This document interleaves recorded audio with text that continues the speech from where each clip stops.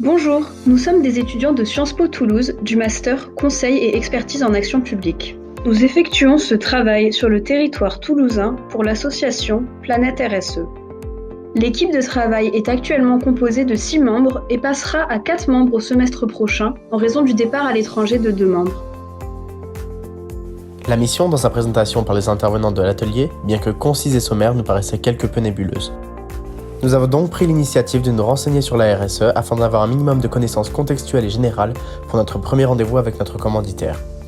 Lors de cette rencontre, M. Fabat nous a présenté la vision et la mission de son association ainsi que son parcours. Beaucoup d'éléments de contexte mélangés aux besoins auto-identifiés nous ont été donnés. Aussi, les demandes pour notre mission étaient-elles nombreuses. En effet, notre commanditaire semblait vouloir à la fois un répertoire des pratiques de suivi et évaluation des RSE sur les secteurs toulousains, une veille législative au niveau national et européen, ainsi qu'une analyse des opportunités au vu de possibles évolutions, un moyen de faire pression sur Toulouse Métropole pour que les entreprises dites vertueuses puissent répondre aux appels d'offres et enfin, une analyse du report des exigences et obligations RSE des acteurs financiers et des grandes entreprises sur les TPE et PME toulousaines.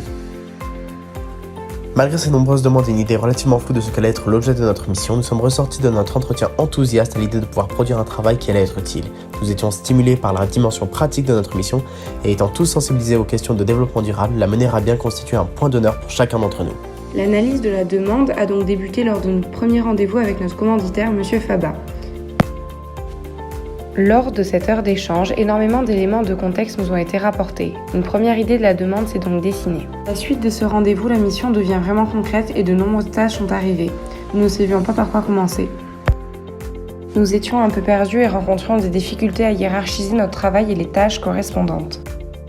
La première chose sur laquelle nous devions nous arrêter était la problématique. Nous nous sommes rendus compte que nous avions plusieurs pistes de compréhension liées aux différences de langage de nos deux commanditaires, voire leurs attentes différenciées. Bien que nous ayons trouvé une problématique dès la Toussaint, celle-ci s'est vue plusieurs fois modifiée après des échanges avec notre commanditaire.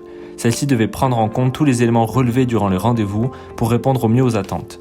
Il ressortait d'une part une volonté de réaliser un état de l'art des pratiques RSE, toute entreprise confondue à l'échelle toulousaine, et d'autre part il s'agissait plus de se focaliser sur le modèle de suivi et évaluation et son utilité à mesurer le produit des actions RSE.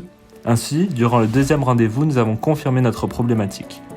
C'est une étape importante pour notre équipe car c'est grâce à cette validation que nous allons pouvoir rentrer dans l'aspect plus concret de l'action, c'est-à-dire la rencontre avec les entreprises pour les entretiens.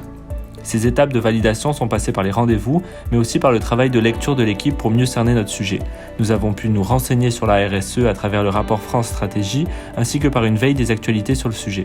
Nous avons également fait un benchmarking sur la RSE canadienne, où nous avons pu comprendre que plusieurs pays sont plus avancés que la France en termes de responsabilité sociale et environnementale.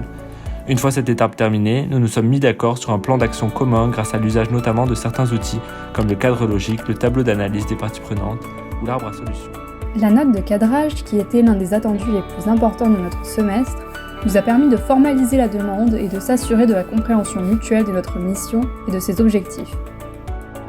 Elle a nécessité de nombreuses modifications puisque nous en avons réalisé 3 versions au total.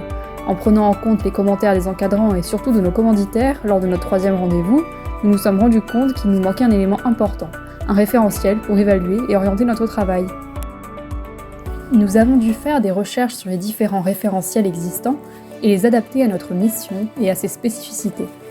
Il s'agit de prioriser dans nos critères notamment la cohérence, l'efficacité, l'utilité sociale.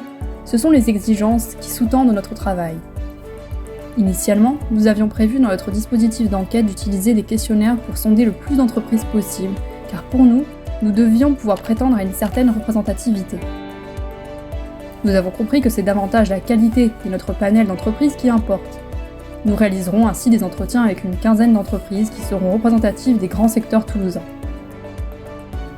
Notre travail sera innovant, au sens où il propose une autre perception dans l'impact de la RSE, non plus centrée sur l'entreprise, mais sur le territoire. Nous avons donc adapté notre dispositif d'enquête et notre commanditaire a validé et signé notre note de cadrage.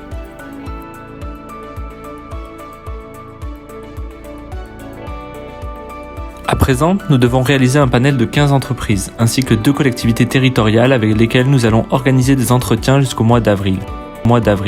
Ces entreprises seront choisies pour se rapprocher d'une représentativité des entreprises toulousaines en incluant des entreprises très engagées dans la RSE ainsi que des entreprises ne prenant pas en compte ce paramètre permettant d'avoir un panel complet en incluant les extrêmes. Pour préparer ces entretiens, nous allons travailler sur la rédaction d'une grille d'entretien. L'objectif est avec les entreprises d'analyser leurs pratiques de suivi et évaluation de la RSE et avec les collectivités territoriales de comprendre les messages qu'elles transmettent dans la commande publique et la présence ou non de recommandations.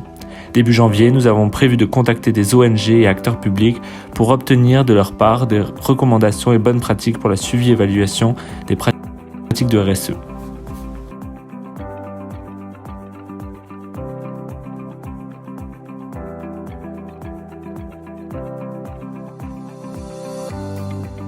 Ce semestre d'atelier vient consolider les connaissances acquises lors des dernières années à Sciences Po et permet de faire les premiers pas dans le milieu professionnel rattaché à notre master.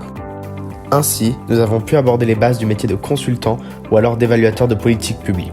Nous avons donc pu développer les compétences pratiques et techniques du consulting. En effet, nous avons appris à élaborer une note de cadrage, identifier les besoins du commanditaire et mettre au point une stratégie adaptée et mobiliser les outils adéquats afin d'y parvenir. Par ailleurs, bien que tout à fait étrangers à ces éléments, nous savons désormais préparer et mener un rendez-vous client, gérer nos rapports avec celui-ci et tout particulièrement ceux-ci puisque nous avions 2 commanditaires. Savoir faire le lien entre les 2 commanditaires et analyser les attentes communes à partir d'une expression différente et différenciée est un apprentissage précieux de ce. Nous avons également appris à nous servir de différents outils dans le cadre de notre mission tels que les tableaux d'analyse des parties prenantes, les arbres à problèmes ou encore la matrice SWOT. C'est par ailleurs l'enjeu de la RSE que nous avons ainsi découvert et approfondi par la lecture de rapports comme celui de France Stratégie, mais aussi en les confrontant aux pratiques d'autres pays comme le Canada.